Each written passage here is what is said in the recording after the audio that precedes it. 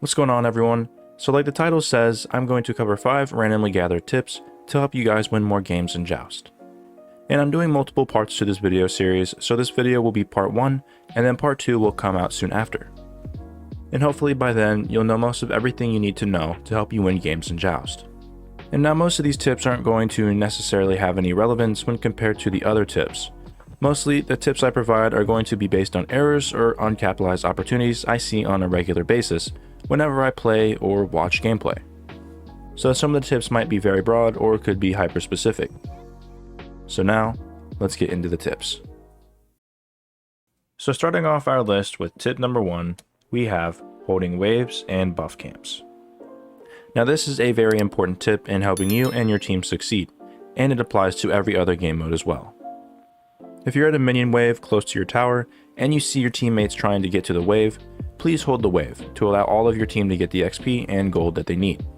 And you don't want to starve your team, as this creates disproportionate levels and gold leads between you guys and makes the game harder for you and your team.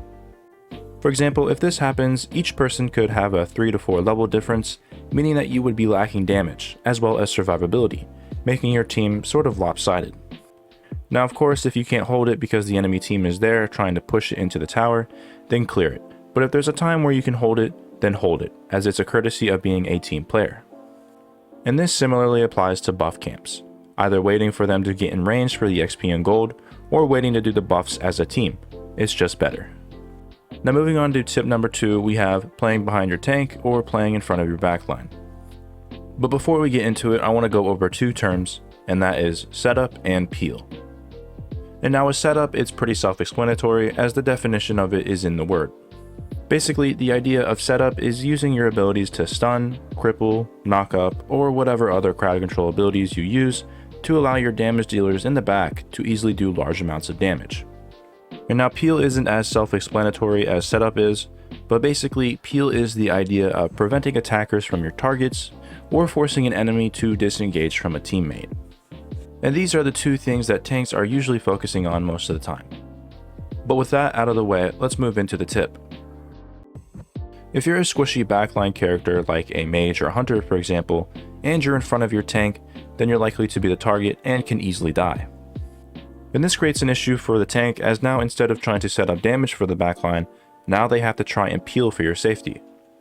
And of course this is a general rule. Sometimes you can play in front if you're ahead for example, or if you're trying to secure a kill, or even if maybe you're trying to bait the enemy team into a fight. But for the most part, allow your tank to frontline, as this not only makes their life a lot easier, but it also makes the path to victory a lot easier. Additionally, along the same vein, if you're the tank, you need to be in front, creating setup or peeling for your backline. Also, a tidbit of information, try not to back up behind your squishy backline if they're trying to clear wave for example, as now you're forcing your team into a very bad position. So generally, try to be in front or at the very least near them so they don't die. And then now moving into tip number 3, we have Bull Demon is a pushover, / warding, and baiting. With the recent changes to the Joust map, bringing us back to the Season 3 Chinese map, the health number for the Bull Demon King is pretty low comparatively, which means you can easily do the Bull Demon at like 4 to 5 minutes into the game as a team.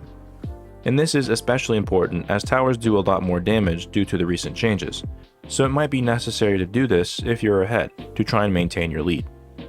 Also, seeing as it's really early, a lot of teams won't recognize that you're doing the Bull Demon King, as not a lot of people try it early game. So don't be intimidated by the Bull Demon King early game, he's not that scary. And then later in the game, your hunter can solo the Bull Demon King while the other 2 team members can defend middle lane. And now moving into warding, right around the 4-minute mark is when the Bull Demon King spawns in. So if you feel like you need to have extra vision over there, you can always buy a ward, although a lot of the times it's not really necessary, as long as you check it frequently. Mainly, counter warding the enemy using a sentry ward is what really matters most of the time.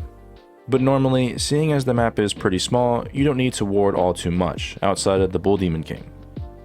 And then finally, baiting the Bull Demon King. Now there is a tactic of baiting the enemy team to go over and try to defend the Bull Demon King. And if you let your team know to pretend to pull it for example, you can get an easy pick on a backliner, allowing you to do the Bull Demon King or at the very least damage them without them expecting it. For example, I like to hang out around the purple buff and auto attack the air. to sort of sound cue them into thinking I'm doing the Bull Demon King and pretty much ambush them. And usually when you want to try and bait the Bull Demon King is when there's a good chance the enemy will check it. Like if the purple buff has already been done and they know that the only thing left on that side of the map is the Bull Demon King. Also, if you've seen them ward the Bull Demon King, sentry warding it can make them think that you're doing it as you've been over there recently, in which, in this case, you could bait them into thinking that you're doing it. And getting down to our last couple of tips, we have tip number 4, the Titan Room. Now in Conquest, there's a feature where if you're in the Titan Room and start damaging the Titan without minions, and then leave the Titan Room, some of the damage is reset back to the Titan. Well, in Joust, this isn't a feature that applies, which means if you don't have any minions, you don't have to worry about this. So pretty much you can walk in, do damage, and then walk back out. And this can be pretty effective if you can't end the game right away, due to the enemy team respawning soon. For example, you can do a little bit of damage and then leave without worrying about the Titan healing at all.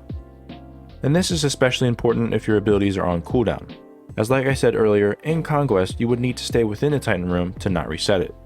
For instance, if you use all of your abilities on the Titan, and one of the enemies is defending, instead of taking unneeded damage from the Titan, just walk out of the Titan Room, wait for your cooldowns, and go back in and do more damage.